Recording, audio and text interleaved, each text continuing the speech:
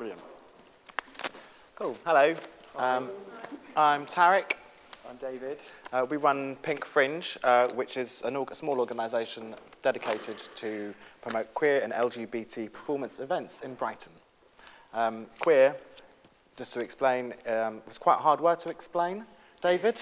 Well, it's kind of generally associated with LGBT people and was kind of linked to gay counterculture, and I suppose there's a term that was obviously used as pejorative to LGBT people, but has kind of been co-opted and turned back into something positive. And it kind of applies to, well, it's a useful byword for non-conformity. It's kind of acting counter to everything. So it often relates to kind of sexual politics and gender, but can also apply to other kind of things as well. Yeah. So we run this organisation. We started off just by running the Marlborough Theatre, which is a small theatre in Brighton. That began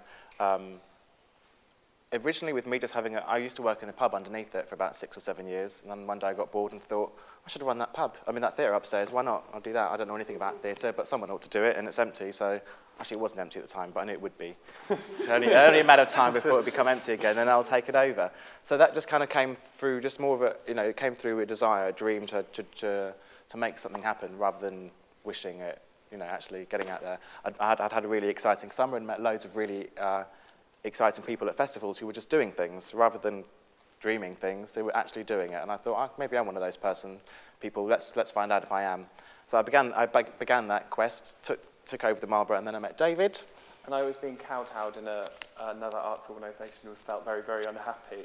So I'm much more conventional, have a conventional route to it. And then I just saw the Marlborough and I thought, we'll do that. And then it's kind of grown from there. And then basically about a year or so after we were running the Marlborough, we went to Pride. We went to Pride, and Pride is something that it's funny that you bring it up as something that's a great thing, and this was really the impetus for us doing what we were doing, because we just found it really non-representative of who we are, and that it's extremely commercialised, and that it's lovely that it exists, but the actual delivery of it was very, very annoying. And well, for us anyway, at least, we just didn't feel didn't really reflect the diversity. We didn't feel like it wasn't for us. That's how we felt. So I spent a lot of time. Can we go back? There we go. There we go. So we spent a lot of time bitching and complaining about this kind of culture, but not too long, because we thought we can complain and we can moan about it and wish that things were different, or we can actually try and do things ourselves, and actually see if we can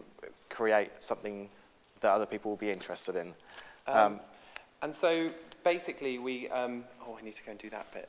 I'm going to do this bit. Okay, I'm going to prepare something for a bit for later on. But so it took us a couple of years to get things going as they do, because at Brighton we do a lot of talking, and so we did, and then we did an Arts Council application, and then it didn't go well, and all of that sort of thing. We were learning, and I think a big thing about what we've done is that we've always really wanted to be independent, and I often find that when you go and work for another organisation, you're kind of facilitating somebody else's vision. And I think that a lot of really exciting things get lost in that way. And obviously, big organisations can do great big things, but being able to be manoeuvrable and independent and agile, and we never have had anything to start with, apart from the Marlborough, which we're very grateful for. So everything we've kind of built has been from nothing. So it's always just a bonus when you get funding or where you get support from somebody. So let's go into the next one, I think. So, yes. So, yeah, I think we can probably go into the next screen as well. Now, this is the whole thing about being independent and also forging your own path. When you go your own way, there aren't necessarily maps to tell you how to get there. So you have to really believe in what you want to do. Take some bloody-mindedness, which we have plenty of. So we decided to just kind of keep on with this PInk Fringe, even though sometimes it wasn't necessarily bringing home the bacon. It's really hard as well when you have a specific vision for something, and in terms of the events that we've kind of done, which have been quite unconventional. Like the first big thing that we did was a promenade performance that started at the Marlborough and finished up at the Nightingale. It was really hard to explain to people. Nobody had heard of the performers that we were working with, and somebody once said to me that sometimes people you can't wait for people to accept they what I'm trying to say, I suppose, is that you have to tell people what they want sometimes, because sometimes they don't know yet what they want. And it's not patronising, it's just saying, wait, and the big ethos of what we've done is there are so many diverse things happening within queer culture, of which Brighton is we have a very specific gay scene that is very focused around drinking and around nightclubbing, and that is a great thing, but then there's a huge wealth of other things going on in the world, and that's kind of what we've been trying to funnel into Brighton in the time that we've been doing what we've doing, and working with people like Neil Bartlett or Betty Bourne or Diane Torr, or all these hundreds of different performers that the names are kind of meaningless, but if you look them up on Wikipedia, or you kind of see, wow, there's this huge heritage of things that have happened, and that's something that we think is really important. So, next slide, please. So, at the heart of everything we do is queerness. Being a bit odd. That comes naturally to us. This is Pride last year. Oh, this year? Well, yeah, just gone by, yeah.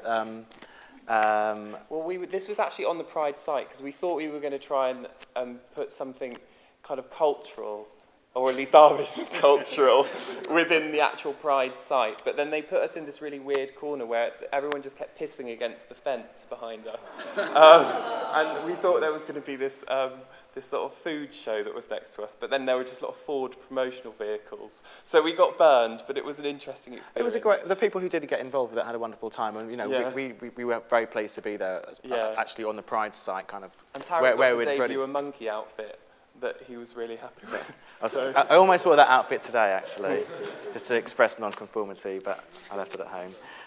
So that queerness is at the heart of everything that we do.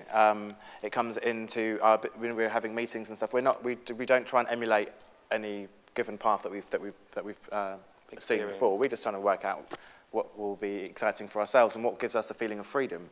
We found from the beginning that boredom and freedom. If boredom doesn't really help, if you're bored, it's not going to help you create an exciting event. So we try and keep things interesting for us while we're at work. We have at times had business meetings on roller skates, on the nudie beach with ice creams. There are various ways of obviously that's not every day at work, but we try and if we notice that we're getting a bit bored with something, then we'll try and shake it up a little bit so that things can become interesting again. That whole freedom brings us. Oh, we've done that bit.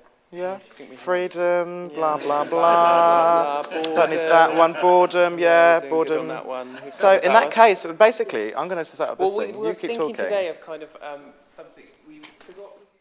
Okay.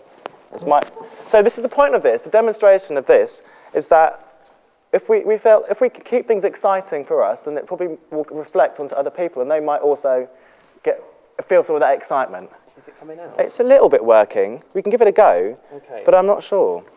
We'll see what happens. It's got some smoke in there. We did test it earlier, but we set the fire alarm off at the Marlborough a few times. So, Okay. This is going to work. Okay, so this is basically something that we found exciting. We think you might as well. Okay, and you probably remember the talk for that reason. Okay, right. So this is a smoke vortex. That's cool.